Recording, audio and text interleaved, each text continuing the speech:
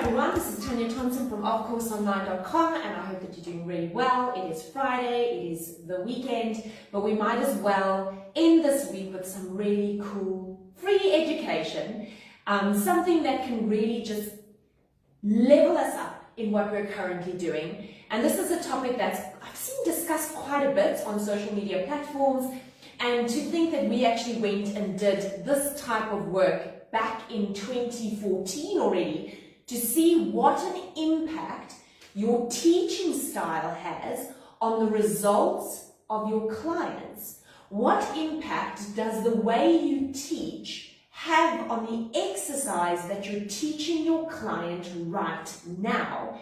And the impact is tremendous. So when you're looking at creating a program for your client that's all anatomically based, and you're thinking, I've got to work this, I've got to work that, I want to strengthen this, I want to lengthen that, I want to relax that. You've got to understand that by just giving them an exercise is completely different to teaching them an exercise. You are the movement professional, you are the expert in movement, and they aren't, which is why you are there to teach them how to explore their body, how to feel things better, maybe to increase the intensity of something. Why is this so important? If you're looking at any kind of rehabilitation program, you want whichever area you're working to be able to get the maximum benefit out of every single repetition that you give it, according to the load that it is currently under. So that statement of what load is it currently under is really important. We need to know that the activation is equivalent to the amount of load. You also look at different individuals, those who have easier activation, those who are naturally stronger or more toned in their muscles, versus those who are more inactive. But if you can level up on how you're currently teaching, then you're going to see your clients are going to give you some amazing feedback. They're really going to enjoy the sessions you give, and let's not even talk about the results. And if you have not requested it, but if you're on our mailing list, you actually don't have to request this because we'll be sending it to you anyway. But if you're brand new, you can request this. If you are on our mailing list and you don't receive it, you can just pop us an email and say, where is my PDF? Exclamation mark, and then just a sweet little thank you at the end, just so it doesn't come across as too strict. Okay, so it says here, the art of a killer teaching style can skyrocket your career. And this is really, which, as you guys know, our whole motto is, we don't do boring. There is nothing worse for me than being in a class where I'm like, oh, I'm so bored, and I just wish this instructor would connect with me, and they're telling me about their whole life story, and I'm trying to work my hips or my abs, and I'm just trying to get better shoulder stability. So there's a certain amount of professionalism that comes in with this simple statement, and I really want us to delve a little bit more into it. If you've already done one of our courses on our website called Brilliance in Teaching, and it's also addressed a lot in the Training Your Eye course, and it's addressed a hell of a lot in the Pilates mat course, then you'll see this is something that's really, really important for us particularly. Why? Because I have been in so many courses, or I've taught so many courses, where I can see the individuals in this class right now have not been taught how to teach. So we learn all of this theory, and we've got all of this anatomy, and we're like, yes, we feel so intelligent. And you'll see in the last couple of weeks, we've been going on with all kinds of different anatomy topics. Now we get to the part where we say, now what are you going to do with it? How are you going to get your clients to get in there? I've given you tips, but when it's not happening, what could you do to just tweak it a little bit so that it takes that one repetition to the next level? That's what we're looking at. Right. I know it is easier said than done. I do get it. All right. So it says, the first one over here, it says, there is a huge difference between learning the theory to become a movement or rehab professional and learning how to teach the theory that you have just learned. In fact, This should be one of the main focuses in your studies, because you are not going to lie in bed with all this knowledge. You actually have to give this knowledge over to people who you are exercising, to people who you're trying to encourage to live healthier lifestyles. So it says here, do you know your anatomy? So that is one of the first ones that is our foundation. When we're teaching movement, we want to understand our anatomy. That's why we built that functional anatomy and biomechanics package, because we just wanted to give you maximum information, totally over-deliver for you, so that you can have this information in your mind and you can always refer back to it. But now you have that info, now I want to take it to a different level. And you want to know your anatomy. Why is that anatomy so important? Because it allows you to think on your feet. So we learn anatomy, we learn compensations, we learn modifications and assists, we learn how to do a client assessment. We have all of that information, but when the client is moving in front of you, they could possibly be doing, let's say they're doing this movement, and they're saying to you, I'm feeling it a lot in my lower back. You must immediately know, yes, according to all of the anatomy that I've learned, rectus abdominis, obliques attach onto the pelvis, rectus abdominis onto that pubic symphysis. If it contracts, it'll hold that pubic symphysis through, and then they probably won't be targeting so much into their lower back. The client doesn't know that you just went through that whole process in your mind because it happened like that. You were thinking on your feet, and you said, let's put your feet down, pull your pelvis through, activate those abdominals, and I want you to remember that they are holding your pelvis and physically contract them because you can, and then lift the one leg up. Don't let that change. That's your hip flexor abdominal coordination. Other leg lifts up. Now feel the abdominals pulling that pubic bone as you straighten those legs out and bring it back in. Voila. So you've not only thought on your feet, you've also incorporated a teaching style. People are not stupid. Lawyers are not completely inadequate in learning about their body. They love it. Landscape architects love it. Accountants love it, especially when you relate it to them and what they need. So you want to know that anatomy, number one, when you are a teacher, because you can tweak and change and do things to exercises so that it makes sense for them. If they are doing a pelvic curl, for example, so let me do a pelvic curl on here. All right, and they're rolling, let's say arms are up here so you can see, and the feet are close to each other, and they're rolling up and they get stuck there. And you know this is your client with really tight rec fem, and they've got tight hip flexors. This is not going to work for them right now, and I'm not going to force them there because all of this is tight, this is not activating, so I'm getting so much hamstrings, and the hamstrings are going, you guys are so weak, you guys are so tight, I'm going to have to do all the work to get them up there. So in this situation, you're thinking on your feet. You know if you take those hip flexors out of the line of stretch, it'll be easier for them to tuck through and press up. And if they can tuck through and press up, then they can get into the muscles that are supposed to be lifting them. And they don't have to be stuck here and cramping in their hamstrings. And that's why knowing that anatomy is so important for us. If you're looking at all of the shoulder work, and we've been into that quite a bit, and we're still not done with it, and you look into the shoulder work, and you know that that pec minor of theirs is tight, you know it, and you have them opening their arms out, and they keep doing this, and you say, come on, I need that hand behind the elbow. They're not going to get the hand behind the elbow there, because they have that tight pec minor, so they can't scoop that blade. So you know that this isn't going to work. I have to bring them forward because this is where they'll be able to cope with it. As soon as I start pulling it too far back, there is restrictions in their shoulder. And this is why knowing the anatomy as point number one is important. Because all of the exercises that you do, how many of them do you teach purely as they are to everybody? You don't. You modify. You tweak, you put in an assist here, you take an assist away over there to either make it more difficult or to make it much easier. So, it says it could be to make something easier or more challenging. It could be to change the entire exercise, which means you've now got thousands of exercises right at your fingertips for your client. Without an anatomical base to grab information from, in other words, it's sitting in here and you just go, I'll take you right now.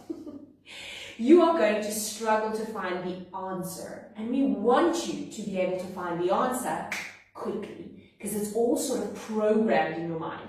You know, the more you do this and the more you learn it, and if I tell you how many times I've taught anatomy, if I didn't know it by now, I'd be a complete fool. When you practice something over and over and over and over and over and over again, it's going to set in. I can remember dancing professionally, going for auditions. They show you the full sequence, a 5-minute sequence, once. And everybody's looking and sort of computing it. And the next thing, we've got it. You see that sequence once and you get it? If they had to do that for me now, or to me now, I would go, oh my word, that's it, I'm out. You might as well take my tickets, I'm out. Why? Because I'm not constantly doing that anymore. So my brain is not working in that way to remember a full sequence immediately. But my brain is now conditioned to work in movement, anatomy-wise, to analyze it quickly and to be able to change it for the client if I need to make it easier or more difficult. Right. The next one. How did you learn the exercises at the organization that you trained with? So we've had quite a couple of existing Pilates instructors who have gone and done our online Pilates mat course. And every response, without fail, has been, Tanya, I have never understood the exercises like I do now. Everything makes sense. The way you incorporated the biomechanics, the way the anatomy, it's like it just came to life. And on top of that, you had 3 people there on different levels, 1 Cadillac, 1 box, 1 mat, and you had modified that base exercise for every one of those people, making it easier, making it a bit more challenging, making it really challenging. So now we had the anatomy, we understand the biomechanics and the reason for the exercise, and now you hit us with modifications. So every single exercise that they're learning, they're getting 3 additional exercises with that. And then during the explanations, there's even more. And this is how we should have learned any repertoire. Without it just being, this is what it is, go forth and practice. Because when you are brand new in this, or even if you know your anatomy but you've never related it to movement, you're not going to get it. You have to have somebody say, this is exactly how it works. This is what we're breaking down. This is what the compensations would be. When this compensation happens, this is the type of cue you're going to give. This is why it happened. Everything is about that why. So it says, seeing an exercise for the first time and memorizing it is already challenging. But how can we break these exercises up in bite-sized chunks so that they actually make sense to us, so that we know, why do we change a pelvic curl like that? Why did we add this assist? And how did it change the entire dynamics of that exercise? In this way, we can put an exercise in its own box of possibilities, and I love that statement. Take every exercise that you have and put it in its own box of possibilities. What can I do with this and make it go, make it easier, make it a bit more challenging, make it even more challenging, bring in flow, add in a stretch. There is so much that you can do with one simple exercise. You'll see on the next page, we've got an example there of how we, or myself, prefers to break up exercises for all of our students, so that they can never say, I didn't know what this was supposed to be working, or I never knew the compensations that could happen. It's all right there for them. We look at the exercise. So this is something we need to know. We know the anatomy. Then we want to know the exercise. But we don't just want to look at it and go, that's cool. We want to know the ins and outs and intricacies of the exercise. because then it really comes to life. How do we do that? We look at the aim. What is the objectives? We learn the sequence. Then we learn the do nots. Now everybody's going to go, can never say don't. That's negative. Don't say that. However, when you're the teacher, you must know the do nots. Do not do that. Don't let your client do that. Why? Because there are consequences, and it's all in here. Don't let your client lose that neutral or posterior tilt to an anterior tilt when they're extending their legs to 45 degrees, and there's reasons for it. And that's what you've got in here. And then there's a nice one. Observe and encourage. What are you seeing? This is what you want to see, and you can encourage a little bit more of that. And that's how you are going to take every exercise to a brand new experience. Right. If we were able to learn any foundation exercises in this manner, then we are able to modify and expand exercises with purpose. Not just, let me give you a ball. Pelvic curl on the ball. Why? Because it's hard. Why? Because it's hard. Not because it's instinctively more difficult. We want to understand that the glutes, we want them to lift us because we're all using hamstrings, and that's why glutes are just not looking so hot and they're not working. So we want to be able to do a pelvic curl on a ball without hamstrings cramping. All right? Because hamstrings are going to cramp because the body's going to tell you what? Do you know how weak your glutes are? You do this and I have to work. Okay, so this angle isn't great, but I've got a spine corrector there. So most people, when they do a pelvic curl on a ball, they immediately go, oh my word, my hamstrings. Because this is not firing. All right? So when you know that your client can either hinge up or curl up, and they can maintain glutes activation, then we put them on the ball. Now the hamstrings are allowed to work because they're also going to help the glutes, but they're also going to keep the ball in from rolling away. So you've got the hip extensors working as you press up. Hopefully you don't have too much tightness in the top here, because then it's going to be even more challenging. And then you've said to your hamstrings, I know that you are helping the glutes to get my pelvis up, but could you just add in something and just not let the ball roll away? And that's why it becomes more challenging. So just knowing an exercise and knowing how you modify it and why you modify it helps tremendously, because you can tell the client that. Now the client knows, geez, she's clever. I didn't even realize that. I didn't know that that's how the body is working. It says here, we're talking about the do not column. It's not visible to your client, but it's visible to you. And sometimes I say, don't drop your shoulders back like that. Or bring your shoulders forward. You can choose. But if you keep dropping your shoulders back, and I've asked you to bring your shoulders forward, I'm going to go, listen. Don't drop the shoulders back, because as soon as you drop the shoulders back to the mat, say we're doing a chest lift, and you drop these shoulders back, this has to keep you up. So you've now transferred all of the effort from here into here because you made your chest heavier by dropping all of this back.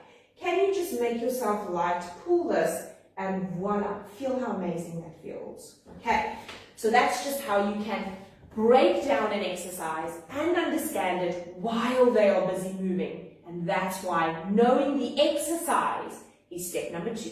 You have the anatomy, you transfer it into the exercise, now you can modify and play with it, and you can think on your feet. Right, then it says, can your teaching style change results? So this is very cool, and this is something that we did quite a big testing strategy and study on, because it was really important to me that we could show that the way you teach impacts what your clients are doing.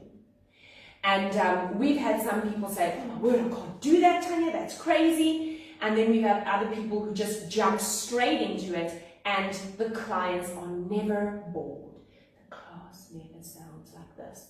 And I think if you go on our YouTube channel, even if you scroll down on here, and I know in the Pilates Mat course we give you proper demonstrations of the different teaching styles, and you'll see how the teaching style starts from boring to fairly okay, it's okay, you'll pass the exam, to oh my word, I cannot wait to see what your business does. These clients are going to love you.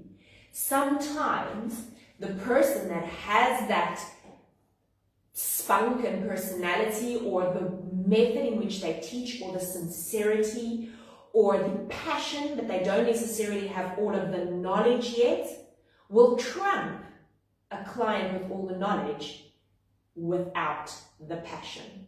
The clients will always move to the person with a passion rather than the people with all the knowledge. So that's why we need to bring these together. We want to know the anatomy, we want the science, and now we've got to bring you into the equation. And I understand everybody is different. So it says, this is the most interesting part of this entire journey, because we have physically seen how a change in teaching style can change results.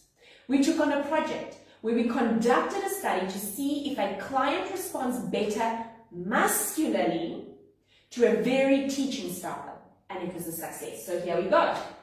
So when you look at people doing studies and you look at science, it's amazing, and I love doing it myself. My question always is, the person performing the study, what was the approach? What were they doing? What were they saying? Who are they? That's super important. Especially when you're testing something like muscle activation and there's just silence in the room and the person doing the activation doesn't know anything about the body. When you are the professional and you can relay this message over to them and you can enhance their experience, you're going to see those EMG results change. You're going to see the muscle activation change. Am I lying? Absolutely not. You'll see on the next page. I've got a thick file like this of everything that we've done. So we're pulling it out little bit by little bit. And you'll see that I've got 3 people here where we show how this changed for them. And I'm going to explain it to you because I know sometimes people don't understand those results. But it says here, your words, the cues that you use, and the education that you give them creates an all-encompassing approach to helping your clients achieve their goals. Imagine if you tweaked just a few things here and there, all right, just here and there is all of a sudden a great result in what your clients are getting, and they're blown away by your skill. Would you be prepared to tweak those few things? I really hope so. Would you be prepared to tweak it so that your clients love you, your patients love the results that you're getting?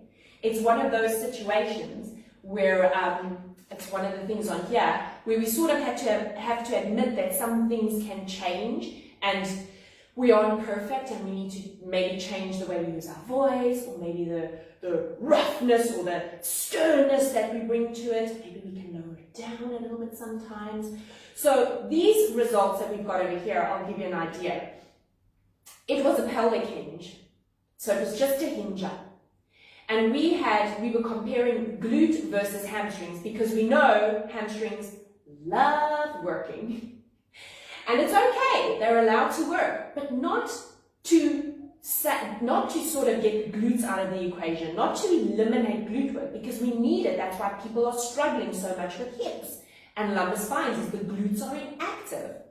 So with this first individual, and we've got men and women here, we see that the glutes only had a reading of 493 and the hamstring had a reading of 946.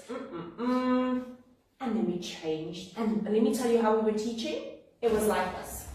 So, clients on the floor, on the mat, feet are down, and all we'd say is, right, from there, inhale, exhale, hinge up, and gently lower down. And lifting it up 2, and lower it down. And up 3, great. Keep going.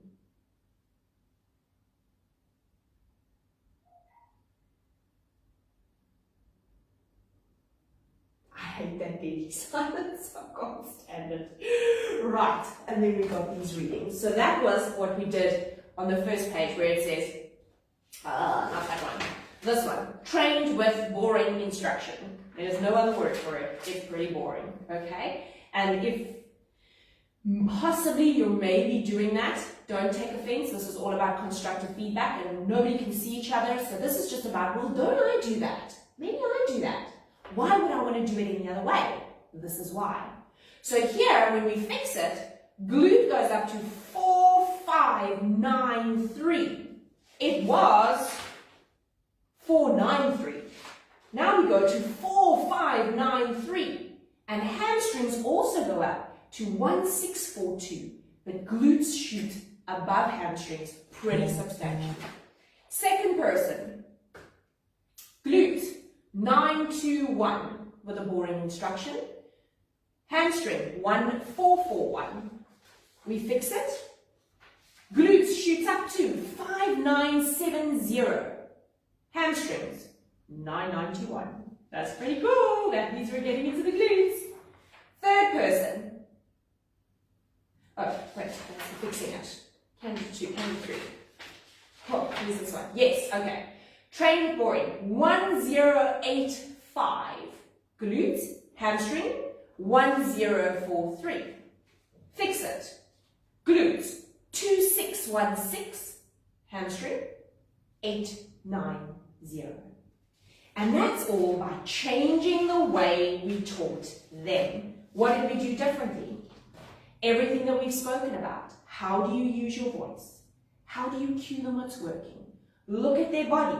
See if they're maybe compensating. See if you can tweak the pubic symphysis position that much. See if you can think of how are the hamstrings working so much.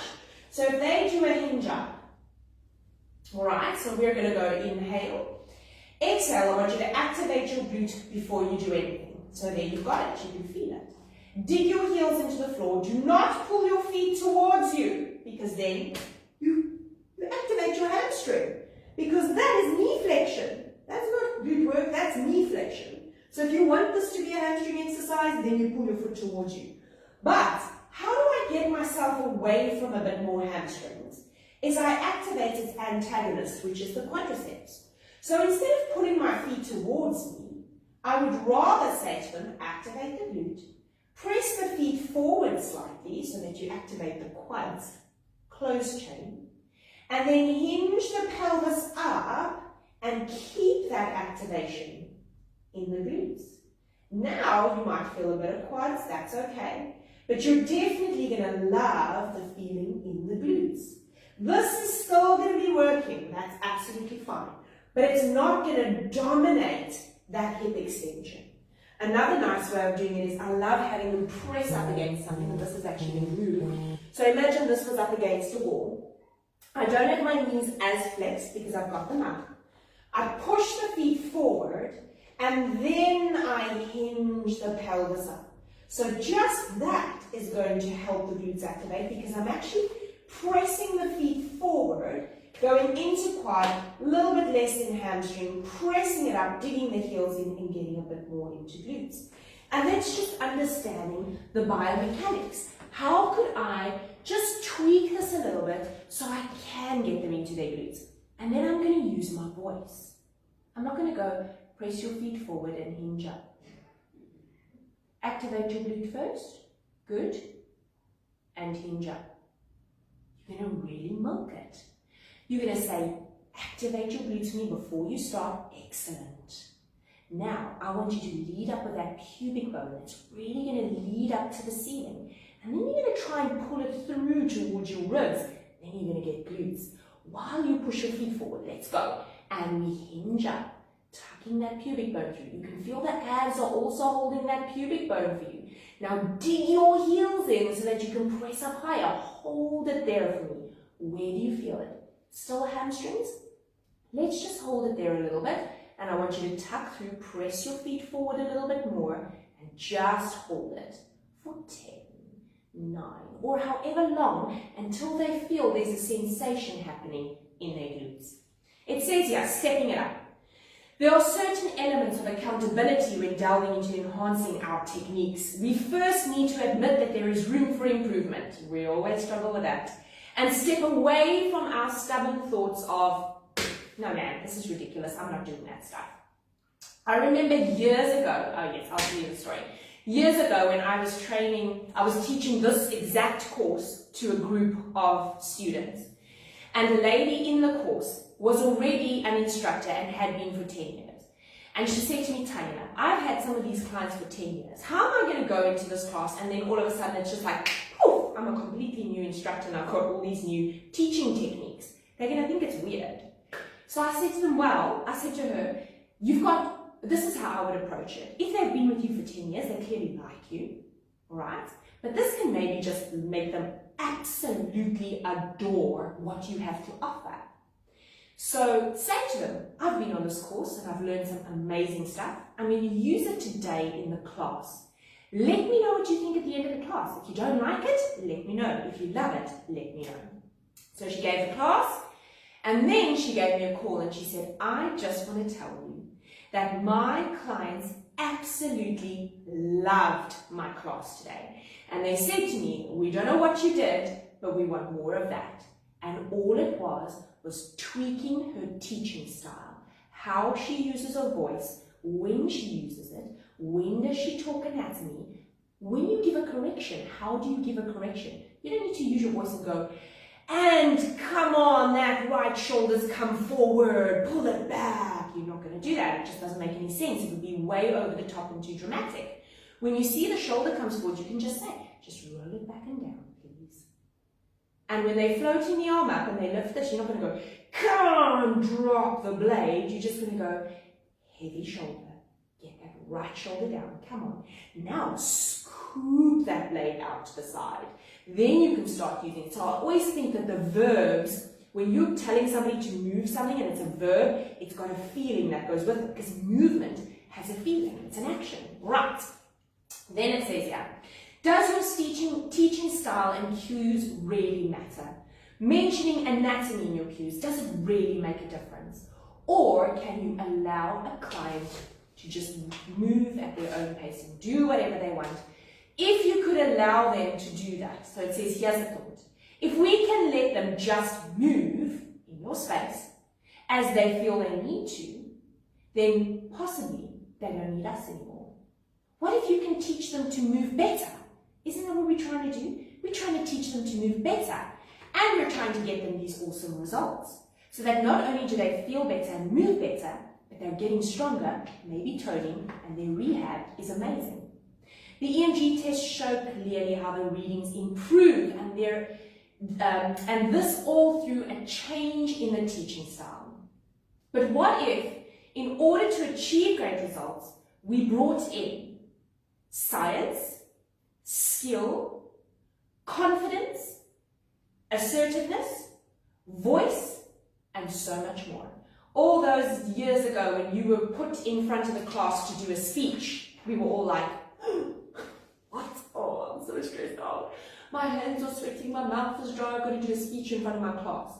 Little did we know that if we were delving into the movement field, whether it would be rehab or exercise or Pilates or yoga, we would be presenting on a daily basis 6 to 10 hours a day. So it was a skill that we were actually being taught in school when we thought, what is the point of all of this stuff? We were actually taking that skill and we were pulling it through into our career because this is what we chose. So that's it for today. The art of killer teaching style can skyrocket your career. So if you haven't got the PDF, let us know. We'll send it to you. If you remember already, don't worry. You're going to get it as well as a link to this video. You can always come back to this and look at it as many times as you like. If you have any questions, email us at tellmemore@of-courseonline.com. You can private message us. We've still got the functional anatomy and biomechanics power package going. It's going to be ending really soon. I think we looked at it. It's probably got 2 more weeks to run and then it's gone. And we've also got the shoulder stability package. I'm doing a full shoulder webinar starting in June. It's going to be amazing. We're going to be working for 6 hours at 2-hour intervals. Your shoulders are going to be better by the end of that, guaranteed, and you are going to be mind blown at how much we can learn when it comes to just that joint. With that being said, have an absolutely fabulous weekend. I'll see you guys next week for another really cool topic. Take care.